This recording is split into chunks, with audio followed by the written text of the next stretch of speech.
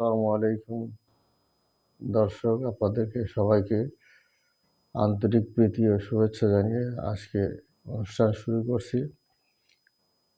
আজকে একটা বিষয় নিয়ে আলোচনা করব, আশা করি আপনারা মন দিয়ে শুনবেন। কথাটা হলো এই যে পশ্চিমবাংলার রিপাবলিকান টিভি, সংক্ষেপে আর বাংলা বলা হয়, এই টিভির একজন সাংবাদিক আছেন, তার নাম কেউ বলেন ময়ূখ রঞ্জন, নাম ময়ূর রঞ্জন ঘোষ, কেউ বলে মূত্র রঞ্জন ঘোষ। তা আমার মনে হয় উনি ময়ূর রঞ্জন ঘোষ কিনা জানি না, তবে অনেকটা ময়ূরীর মতো ওই তাধিং তাধিং করে নেচে নেচে এই দুনিয়ার মিথ্যে কথা বলে বেড়ায়। তো এই ময়ূর না হয়ে বা ময়ূখ না হয়ে উনি যদি বান্দর রঞ্জন ঘোষ হতেন তাহলে বেশি ভালো মানাতো। কারণ আমি ছোটবেলায়, যাদের বয়স 40-এর ঊর্ধ্ব তারা জানবেন যে ছোটবেলায় গ্রামে দেখতাম যে বাদর নাচ আসতো। বাদর খেলা দেখাতে এক ধরনের ব্যবসায়িক আসতো একটা বাদর নিয়ে, তারা বাদর নাচ দেখাতো বিভিন্ন রকম কায়দা কানুন করে, দড়ির উপর দিয়ে, একটা লাঠির উপর দিয়ে একটা বায়ডা গোল গোল করে চাকতি বানাইয়ে তার ভিতর দিয়ে ঢুকাইয়ে যাওয়া আসা করতো। এটা বাদর নাচ দেখতাম, আমরা বেশ মজা পেতাম। এই ময়ূখ রঞ্জন ঘোষকে আমি এই বাদর রঞ্জন ঘোষ বলেই আমি বেশি যেন আনন্দ পাই। অনেকটা সেই বাদরের মতো লাফায় লাফায়ে সে সংবাদ পরিবেশন করে, আর তার কাজ হচ্ছে যে বাংলাদেশ নিয়ে দুনিয়ার মিথ্যাচার করা। এত মিথ্যাচার করছে যে সে, তার কথাবার্তা শুনে এখন মানুষ কেউ পাগল, কেউ উন্মাদ, কেউ গোমূত্র রঞ্জন নানান নামে অভিহিত করছে। তো যাই হোক, ইদানিং তার মিথ্যাচার একটু কমে গেছে চারিদিকে নানান সমালোচনার কারণে। আমি আশা করি তার একটু হুঁশ হোক। দুই বাংলা আমরা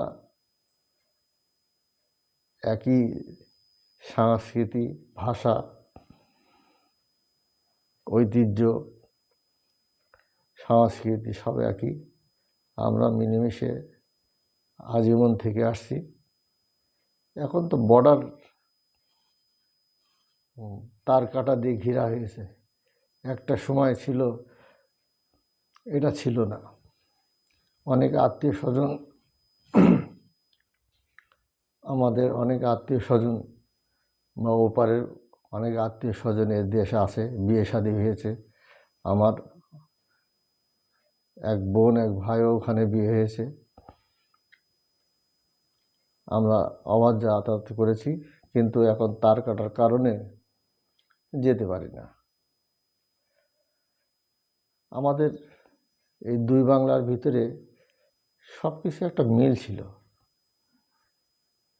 যাই হোক, তাদের ভারতে আভ্যন্তরীণ ব্যাপার তারা ঘিরে দিয়ে অনেকটা পর করে দিয়েছে আমাদেরকে এখন যেতে হয় পাসপোর্ট করে, ভিসা নিয়ে তারপরে যেতে হয়, অনেকটা আয়োজন করে। আগে অবাধে যেতাম, যাওয়া আসা করতাম। তো এই বান্দররঞ্জন ঘোষকে একটু জানাতে চাই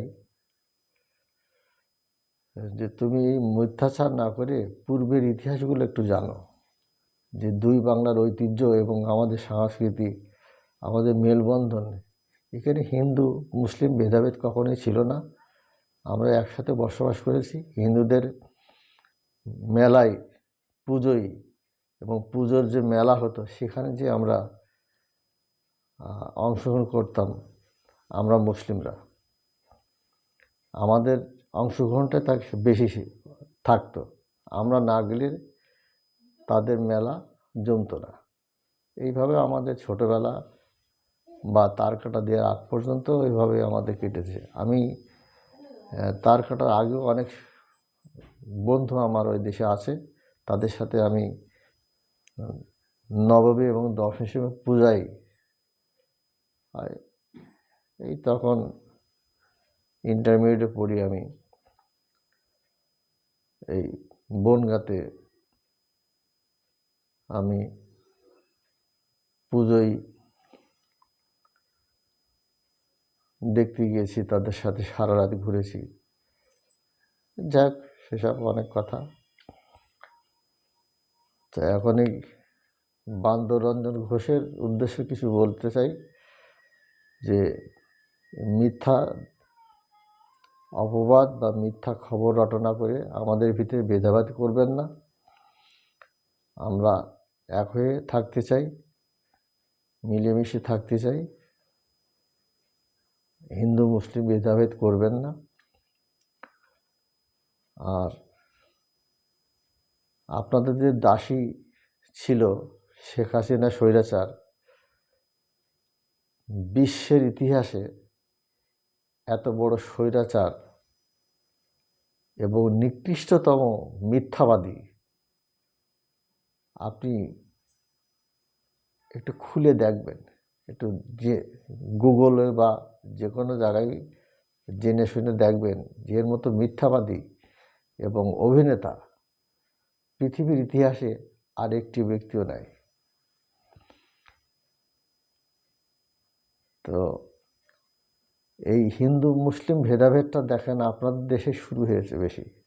আমরা কিন্তু আমাদের দেশে হিন্দু মুসলিম এখন কোনো ভেদাভেদ নাই। আমরা বাংলাদেশিকে বাংলাদেশি হিসেবেই জানি। কে মুসলিম, কে বৌদ্ধ, কে খ্রিস্টান, এটা আমরা ভেদাভেদ করি না। আমরা বাংলাদেশি হিসেবেই এদেশে বসবাস করি। আপনারা বিভেদ সৃষ্টি করে মিথ্যা গুজব ছড়িয়ে এই মোদি সরকার এসে এই জিনিসটা তৈরি করেছে, এর আগে এটা ছিল না। তাই স্বৈরাচার শেখ হাসিনাকে আপনারা জায়গা দিয়েছেন, সেখানে আপনাদের দাসী ছিল এই দেশে, আপনাদের দাসের মতো, একটা দাসীর মতো হুকুম পালন করতো, যা মনে চাই তাই করতো। সেটা আপনাদের না হতে আপনাদের রক্তক্ষরণ হচ্ছে, আমরা বুঝতে পারছি, কষ্ট পাচ্ছেন আপনারা।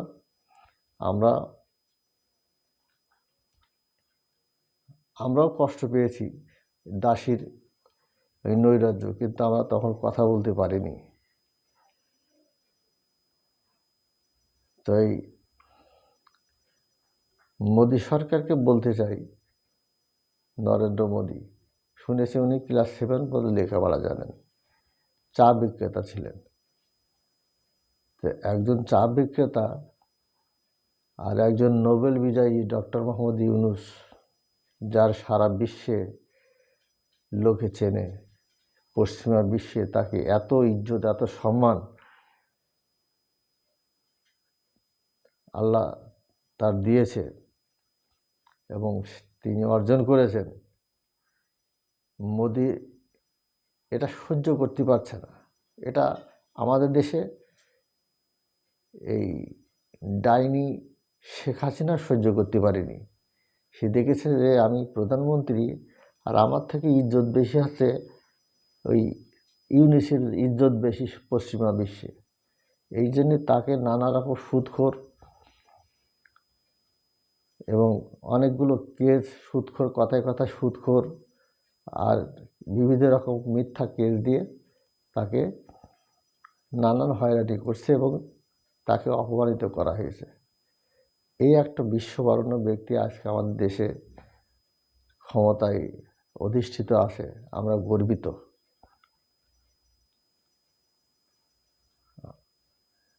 পরিশেষে বলতে চাই যে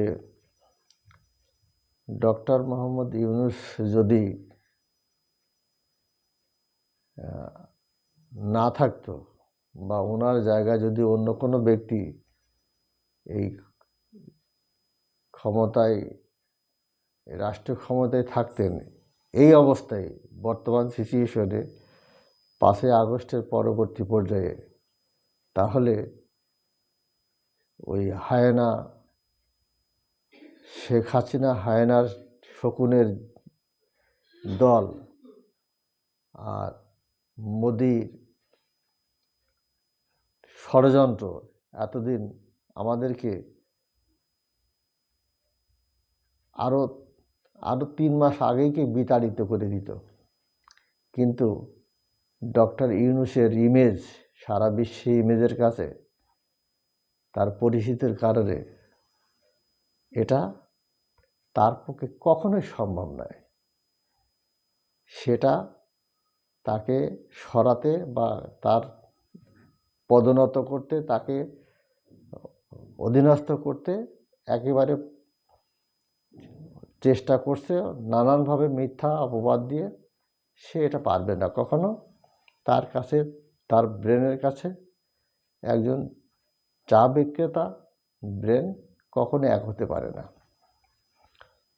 অতএব এসব ভেদাভেদ ভুলে ডক্টর ইউনূসের সাথে বন্ধুত্ব, বাংলাদেশের সাথে বন্ধুত্ব করে সামনের দিকে কীভাবে আমরা আরও দুই দেশের সম্পর্ক উন্নয়ন করা যায় এবং ব্যবসা বাণিজ্য উন্নয়ন করা যায়, সেদিকে মনোনিবেশ করার জন্যে উভয় দেশের সরকারের প্রতি অনুরোধ করছি। সবাই ভালো থাকবেন। আসসালামু আলাইকুম।